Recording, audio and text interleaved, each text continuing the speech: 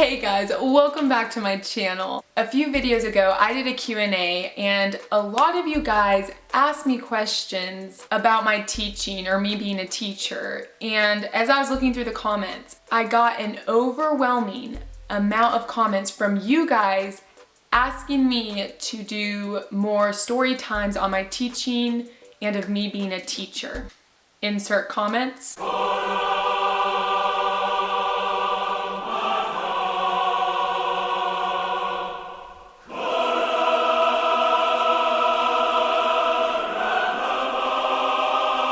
So the only story time that I have done that has revolved around my teaching was the story time I did of my first ukulele performance with my students, and I'll go ahead and link that in the description for y'all to see if you haven't seen it. It's a pretty fun video.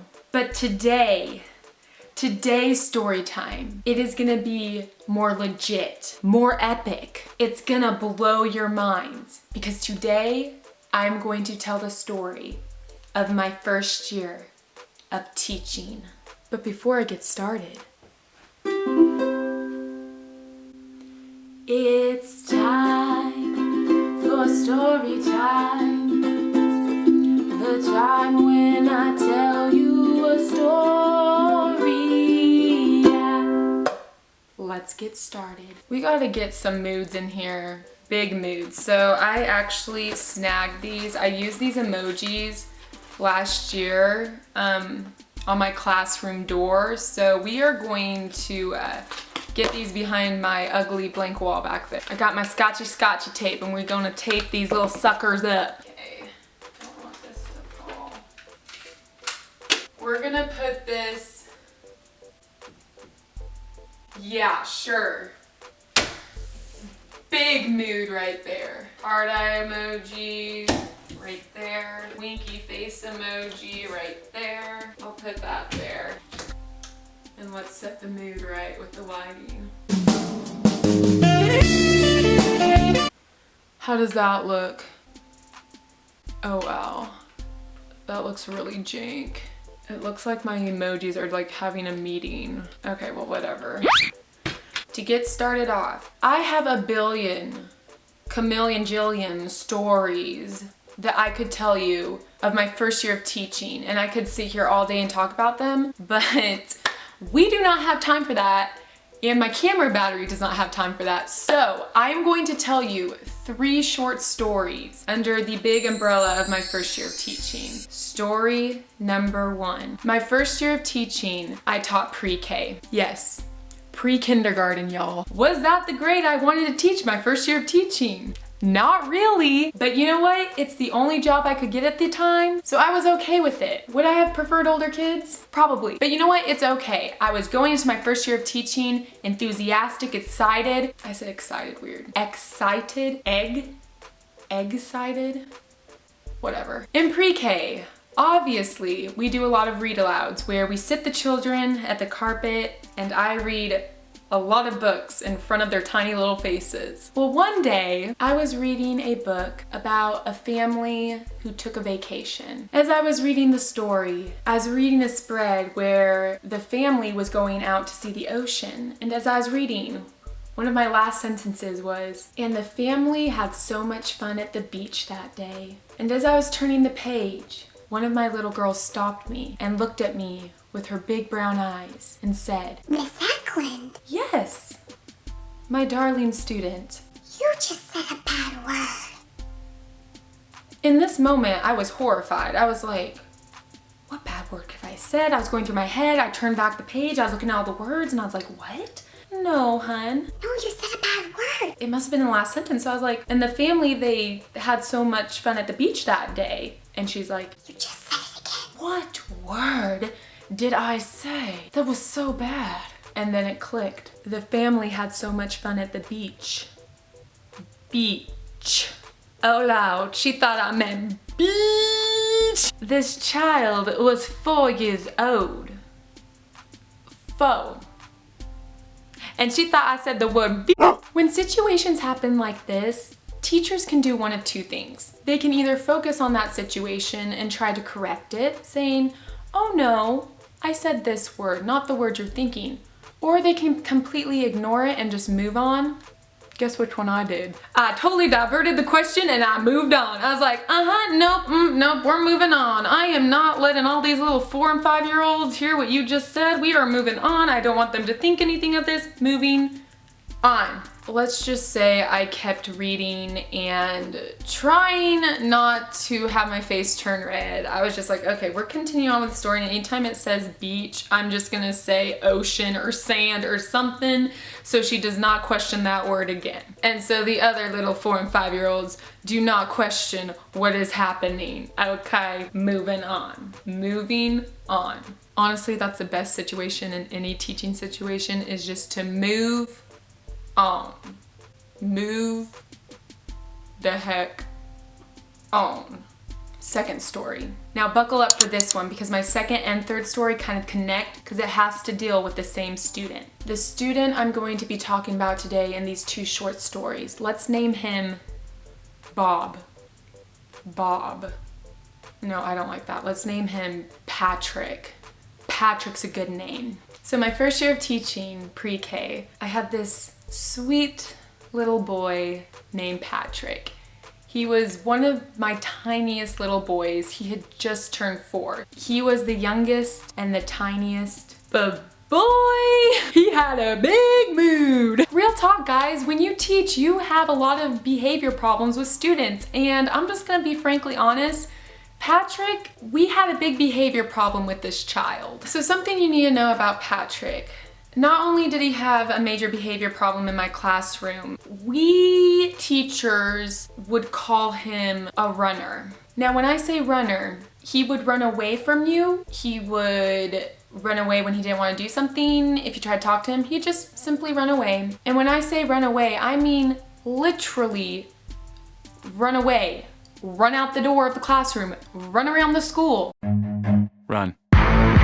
That first year of teaching, I was in the best shape of my life. There would be times where I legit was teaching at the carpet in front of the board, and Patrick, just because the heck of it, would decide to stand up and zoom out the door. Just running through the patch like zoom out that door. Of course, this is a safety issue for the child, a safety issue for Patrick. So I'd have to stop my lesson, I'd have to kick the door open, be holding the door with my foot, peeking my head out going, Patrick, get back here.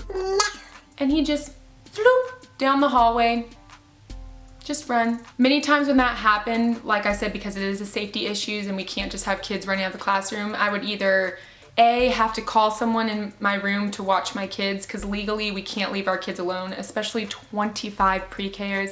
Heck to the no. Or if there was another adult in the hallway, I'd be like, hey, come in my room. I gotta chase my child right now. I would be running up and down the hallway trying to catch this kid. And mind you guys, he's one of the tiniest kids in my class, so he could run super-de-duper fast. We had security cameras in the hallway, and if my principal was watching on that, I mean, heck, if I was a principal, I'd be eating some popcorn watching this thing, because it'd be hilarious watching a teacher chase little Patrick up and down the hallway.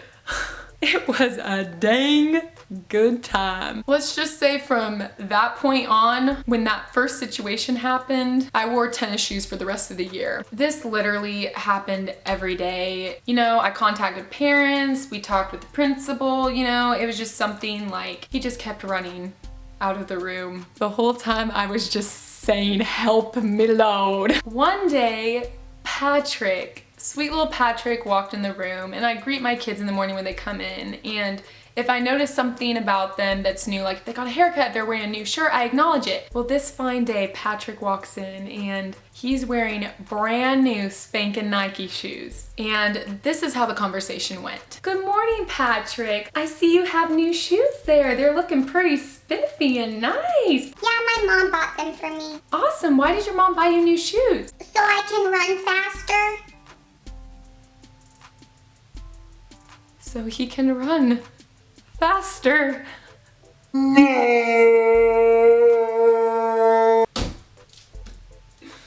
I can confirm those shoes did make him run faster. All in all, as the year went on, it finally did get to the point where he eventually stopped running out of the room, which That was just a huge relief for me because that was the main problem. I'm like, okay, running around in the room away from me, I can handle that. But when he runs out of the room, oh, heck to the no. Miss Ecklund cannot handle that. I can reassure you it did get better, but I was not happy that his mama bought him new tennis shoes. Let's just say that. That concludes my second story. Oh, trust me, I could go on about that story, but we'll stop there. And we're gonna move on to my third story, which is about little Patrick again. I have many stories about sweet little Patrick, but I just had to narrow it down to 2. So here's the next one. Something nice about my first year of teaching is I didn't have to do recess duty, so they had teachers or other assistants who did recess duty for me and for the other pre-K teachers, which after all day with 25 pre-Kers, you need a break, you know what I'm saying? A situation with Patrick had been going on for a couple weeks, and I was not aware of the specific situation till another pre-K teacher had to approach me about it. Basically, long story short, Patrick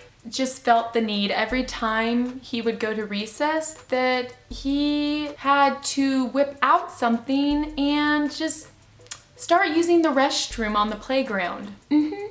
That's right, he de-pantsed himself and would urinate all over the playground, all day, every day. Why I didn't know this until like 2 weeks after the fact, I don't know. But when I found out about it, I was like, excuse me? Patrick be doing what? And it would happen in different places on the playground. His main spot to whip it out would be when he was on the playground set. So more specifically on top of a slide, urinating down the slide. Yeah. At this point, I would come home and tell my family Patrick was at it again. And I would call him the whippin' nay-nay. He would whip and nay-nay all over that slide, y'all. All over the slide. All day, every day. And teachers, even upper elementary teachers would approach me and be like, your kid's at it again. He's urinating down the slide. Okay, first of all, he's not my kid. I did not birth this child. He does not have my blood, my DNA, nothing.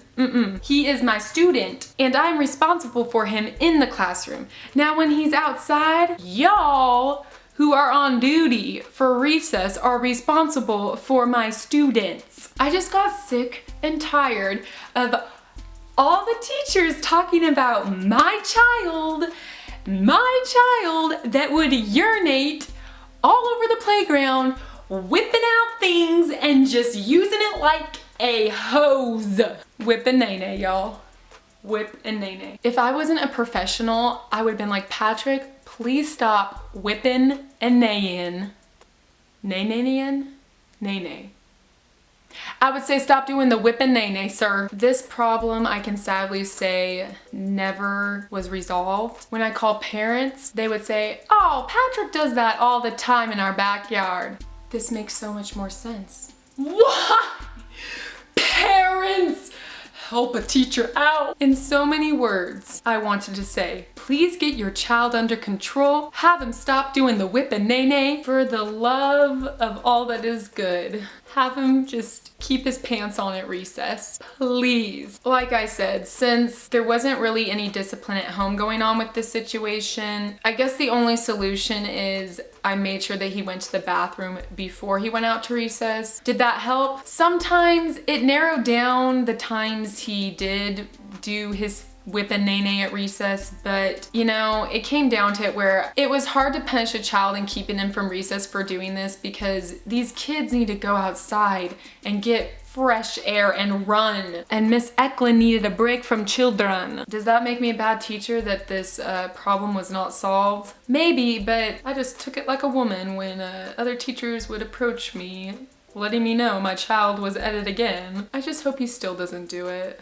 I don't think he does. I think Patrick grew up a little bit in the past couple years. We can only hope. Hopefully I told those Patrick stories pretty good. Meh, oh well. Well, those are all the stories I have for today. I hope you enjoyed those 3 stories I told from my first year of teaching. It's always fun to talk about stories of my teaching. I just want you all to know, no matter what stories I tell about my teaching, I loved all my students. Yes, sometimes we had major behavior problems, But I love them. I love teaching them. Stories like that just make me stronger as a person and as a teacher. Love all my students. Love all children. They're a blessing from the Lord. Yeah. Thank you guys so much for watching. If you enjoyed this video, I would appreciate it if you gave it a big thumbs up. If you're not subscribed, guys, you totally should do that. Go hit that subscribe button right now so you can hear more crazy story times from teaching or just other random things in my life. I would really appreciate if you comment below if you want more story times on teaching, and if you enjoyed this video, just let me know. That way I know what content to give you guys, because I want you guys to be engaged. I want to give you what you want because I love all y'all so much, like all my children. Anyways, okay guys, I'm delirious right now. I need to sign off, so I hope y'all have a fantastic day. I love y'all so much. Peace and blessings. Oh, Patrick.